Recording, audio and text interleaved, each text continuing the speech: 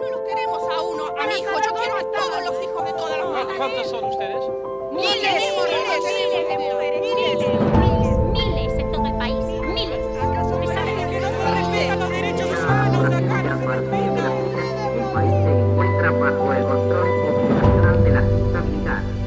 Se recomienda a todos los habitantes el estricto acatamiento a las disposiciones directivas que emanen de autoridad militar. Una de las prácticas más comunes de resistencia era envolver los libros en muchos plásticos y enterrarlos y ponerle una planta encima. Pero el riesgo de eso estaba que había que regar la planta. Y había que poner una planta encima porque si no quedaba marcado como que ahí se había hecho un pozo. Y bueno, y algunas veces después sacamos y los libros que estaban a los costados estaban totalmente perdidos, deteriorados. Más allá que los otros estaban un poco mejor, a veces cuando los abríamos se rompían las hojas. 16 años cuando el 24 de marzo del 76. Y en mi casa había muchos libros, pero lo que más recuerdo es que mi papá tenía un póster del Che Guevara que le había hecho Mi papá era un antiperonista acérrimo, pero eso era muy grande, en tinta, que se utilizaba mucho, y recuerdo que primero lo guardó y posteriormente lo quemó. Venían los soldados, me imagino que serían de la fábrica, se ponían en una esquina y en la otra cuadra, y esa cuadra, por ejemplo, yo vivía en la calle Jujuy, y en esa cuadra con un vecino, que ya establecían ellos, me imagino, entraban a todas las casas a revisar. Entonces nosotros cuando ya nos enterábamos de eso, ya desaparecíamos los libros.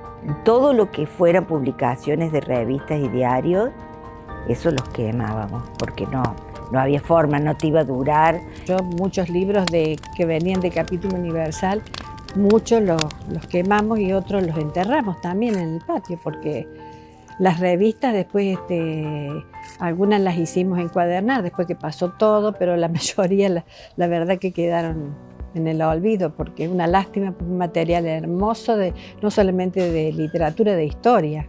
Otra gente lo ponía con ropa, entre la ropa, por ejemplo, la ropa era verano, la ropa de invierno, entonces guardada. Entonces eran bolsas de ropa y vos abrías y se veía la ropa nomás. Y había libros entre medio sin tapa. Lo que desaparecía siempre era la tapa. Y poníamos tapa de libros infantiles. La tapa era lo primero que desaparecía. Y por ahí dibujábamos. Y como no leían, dibujábamos. O sea que había libros que estaban dibujados, pintados. Y eran libros de política, con dibujitos infantiles. Porque había que esconderlo porque no se podía tener nada que fuera en contra de lo militar, de este proceso de reorganización, todo muy cristiano. Esto representaba a la izquierda, el comunismo, el foquismo, ¿no es cierto? Yo me parecía absolutamente obvio que lo hiciera.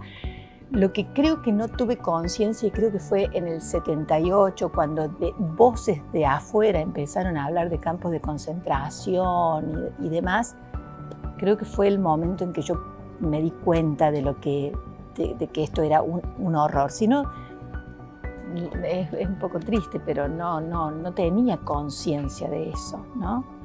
Y otra de las formas de preservar los libros era deshojarlos todos y meterlos en otros libros, ¿no es cierto?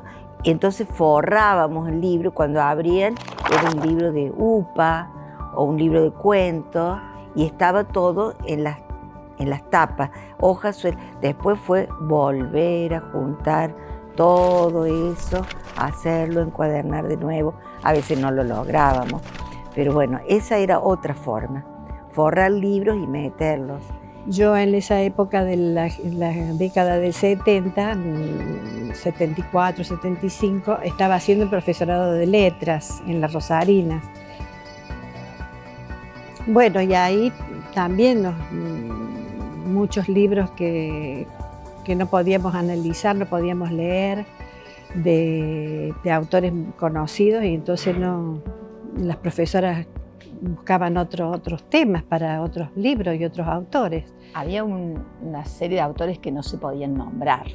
Y por ejemplo, en teoría literaria, cuando trabajamos teatro, Bertolt Brecht era el ejemplo de la vanguardia, pero al que no se podía acceder de ninguna manera. Cuando yo entré ya habían retirado verdaderamente todos los libros, todos o algunos de los libros que se prohibieron. En el año 79 entré yo. Entonces, o sea que en las estanterías no estaban, yo no vi cuándo los retiraron, ni quién los retiró, ni a dónde los llevaron. Así que era como un deseo tremendo el de poder conseguir esos libros y no, en la Biblioteca Rivadavia, que era en ese momento en donde estudiábamos muchos de nosotros, no había tampoco en esta, ¿no? Que estaba en otro lado. Se fueron incorporando de a poco porque no todos tampoco estaban. Los editoriales tampoco editaban, no se hacían, no se vendían, también los libreros tenían el temor ese, porque ellos también tuvieron que sacar los libros de los estantes y de su stock, así que se fue haciendo, yo creo que naturalmente, con alegría por supuesto, porque se pudo, el Principito por ejemplo, que tanto se hablaba y bueno, y no lo podíamos ver, no lo podíamos encontrar. Inauguramos después una biblioteca infantil allá en la parte del Consejo y nos faltaba el Principito y muchos libros de niños y de adolescentes también sacaron muchísimos libros. Sí. Uno trata hoy de que los estudiantes, sobre todo, bueno, yo trabajé muchos años en el secundario hasta jubilarme, de que tengan que comprendan lo que había pasado, que comprendan lo que significa la falta de libertad, sobre todo para ellos que no lo han vivido nunca, ¿no? En general, yo en mis cátedras y todo el equipo de mis compañeras y compañeros trabajábamos mucho el tema de la dictadura y con obras de Martín Cohen, de la Tere Andrueto, bueno, no me sale el nombre ahora. Todo el tiempo ese tema, además, eso sigue estando presente en la literatura. Hoy sigue siendo ese agujero negro del que todos necesitan decir algo. Y bueno, comprender lo que significa la literatura como elemento de comprensión de la realidad también, ¿no? Porque ayuda a construir realidad, aunque sea ficción, ¿no?